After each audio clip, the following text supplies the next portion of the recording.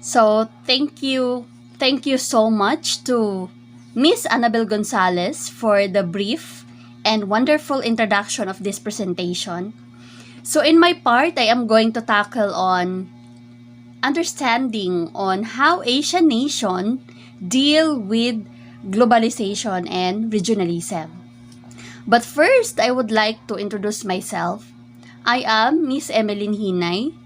I am a student of BSA English, Section 1B. I also wanted to acknowledge our instructor, Mr. Rodrigo Sumuob. Without further ado, let's dive into our discussion. This is my topic, understand on how Asian nations deal with globalization and regionalism. Economic partnership intensified in the aftermath of World War II with the formation of multilateral organizations and global and regional trade blocs. Such cooperation was made possible through trade agreements and unions focus on the free exchange of goods and services across the nation. So, economic partnership intensified in the aftermath of the World War II. There is formation of multilateral organizations and global and regional trade blocs.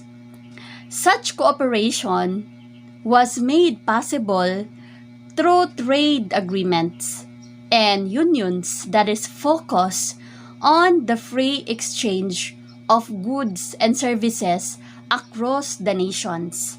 So one of the example of this is the Philippines-Japan Economic Partnership Agreement or the PJAPA. So that is the first bilateral free trade agreement of the Philippines. It was signed in Helsinki, Finland by then President Gloria Macapagal-Arroyo and former Prime Minister of Japan, Junichiro Koizumi. So that is the first bilateral free trade agreement of the Philippines and Japan. So how Asian nations deal with globalization and regionalism? Number 1, regional economic cooperation. So regional economic cooperation, it can make a possible stronger transport and trade connectivity through coordinated physical investment and harmonization of policies, rules, and procedures. So with regional economic cooperation, there is a stronger transport of coordinated physical investment. So what is the role of this regional economic cooperation? So the role of regional economic cooperation is to contribute harmonious and sustainable growth and also to enhance private sector's development and to complementary national development strategies. And also, it is very important means to achieving stability. We have Asean or Association of Southeast Asian Nation. It is a regional grouping that promotes economic, political, and security cooperation among its 10 members. ASEAN is an association of Southeast Asian nation. So this is a grouping, regional grouping that is promote economic, political, and security among its members. What are the countries members of ASEAN? We have Brunei, Cambodia, Indonesia, Laos, Malaysia, Myanmar, Philippines of course, Singapore, Thailand, and Vietnam. So basically that is from the Southeast Asian region. So that is the members of ASEAN. That is focusing on the economic, political, and security cooperation. We have Asia-Pacific Economic Cooperation or APEC. So, APEC or Asia-Pacific Economic Cooperation have been most effective in facilitating trade and investment and reducing regulatory barriers among markets. In other words, the region's cooperative mechanisms are evolving on multiple tracks and gradually developing unique comparative advantages. So, Asia-Pacific economic cooperation is effective on facilitating trade and investment and reducing regulatory barriers among the markets. Next, we have, so this is called East Asian model. So, how they deal with globalization and regionalism. So, it is pioneered by Japan. It is a plan for economics growth whereby the government invests in certain sectors of the economy in order to stimulate the growth of a specific industry in the private sector. So, it includes state control of financial direct support for state-owned enterprises in strategic sectors of the economy, high dependence on the export market.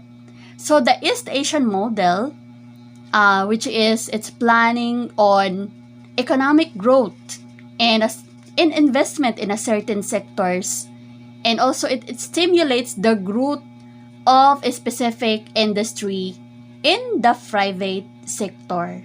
Next, we have the consensus strategy. The Asian nation also uses strategy to deal with globalization and regionalism. So, consensus strategy, it is a group decision-making process in which the final outcome requires agreement by all parties involved. For example of this process is like agreeing on the fundamentals like mission, vision, and decision rights. So the consensus strategy, decision-making process.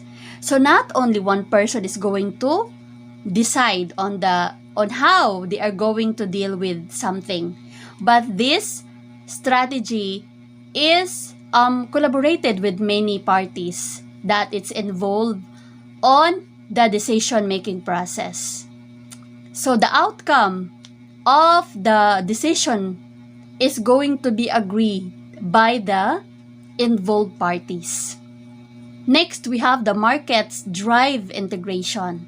So markets drive integration. Regional integration in Asia is partly a result of the region's rapid growth and increasingly weight in the world economy.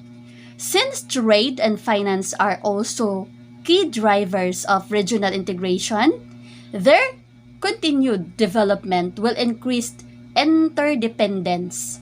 So market drive integration.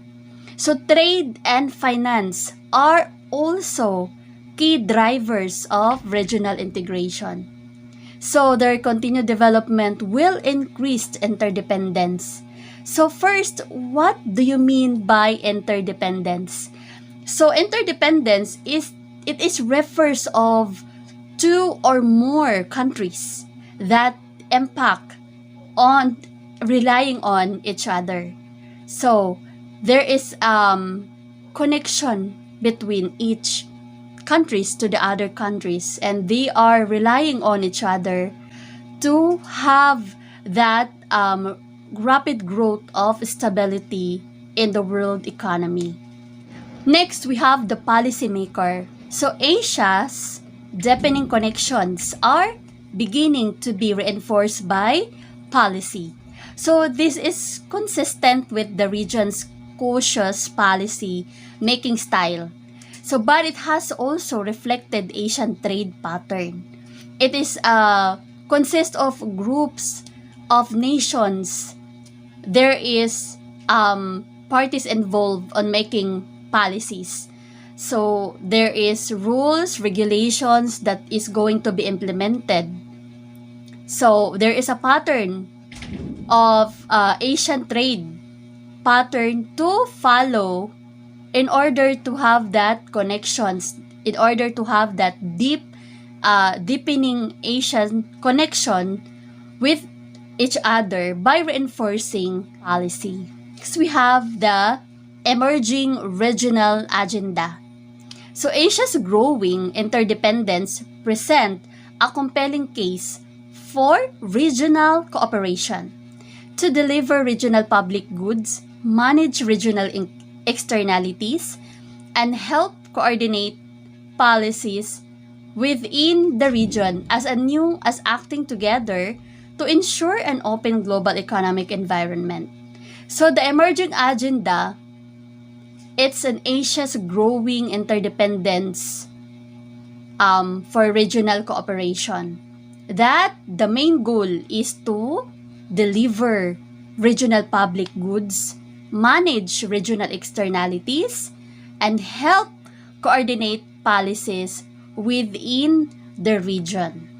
So, as Asian economy have grown not only richer but also closer together. So what do you mean by this? So it means that there is a unity in diversity. So which means that there is connections, there is unity of the Asian country between them to have that economic become more richer. So one of the example of the unity and diversity is the ASEAN, or the Association of Southeast Asian Nation. So in ASEAN, there is diversity, there is unity. It is because Asian nation is having that differences, right? For example, the China is a communist country. Japan have also unique culture, unique beliefs, and also the Philippines. They become closer together. They become unity. They become united. They become diverse in order to have that stability, cultural diversity, to become more powerful and richer in Asian economy. So that is one of the example of the unity and diversity, and that is ASEAN, or Association of Southeast Asian Nation. In what way? In what way Asia's economies have grown larger and more complex? Of course, through trade, financial flows, direct investment, and other forms of economic and social exchange. That is the way on how the Asian economies have grown larger and more complex because of the trade financial flows, direct investment, and other forms of economic and social exchange. So, Asia is leapfrogging through multi-local innovation network. So what do you mean by leapfrogging? So it is like you are going to jump over and find a way on how to resolve that crisis, on how to resolve the challenge that you are facing. So Asia is also leapfrogging through multi-local innovation network. So other Asian countries and like China have built strong innovation foundations, including a base of large incumbent companies and institutions that are providing capital and knowledge to power innovation in other Asian economies. So we are going to tackle also economic crisis. The ASEAN, along with other like China, Japan, and South Korea, established as emergency fund that stabilized Asian economies after the rippling effect of the Thailand economy's collapse. So where did they get that fund? So they are going to get that funds through the resources. So countries need to pool their resources together to make themselves more powerful. Why Asian countries form regional organization? Asian countries form regional organization, it's because of the crisis, the challenges that they faced. So, they form regional organization as a way of coping with the challenges and crisis of globalization and regionalism. The regional organization have also a significant role to deal with the challenges and crisis for globalization and regionalism. We have Professor Joshiro Urat from Japan. He outlined the evolution of Japan that initially shied away from free trade agreement or the FTAs to countries that is now pressing for economic cooperation. So, Orat in Japan highlighted the fact that Japan's shrinking population needs stimulus to ensure domestic demands. So, what's the solution to this crisis? As we all know, 2022, that many Filipinos or even other Asian countries have been working or have been migrated to Japan in order to work. That is because of the Japan's crisis of shrinking populations. The FTA or the free trade agreement, so they are going to provide a solution. So they are going to encourage some investment and import infrastructure and most of all, human resources. So they have to provide infrastructure, they have to provide import and also investment. They are going to encourage some investors and most especially human resources. For the conclusion on how Asian nation deal with globalization and regionalism is through unity and diversity. So they form regional associations, institutions, funds from the resources, and they have strategies. And reflecting on the mistakes and take it as an opportunity to have a successful cycle of globalization and regionalism in the Asia. So that is how they deal with globalization and regionalism on Asia. So I hope you learned a lot from this presentation.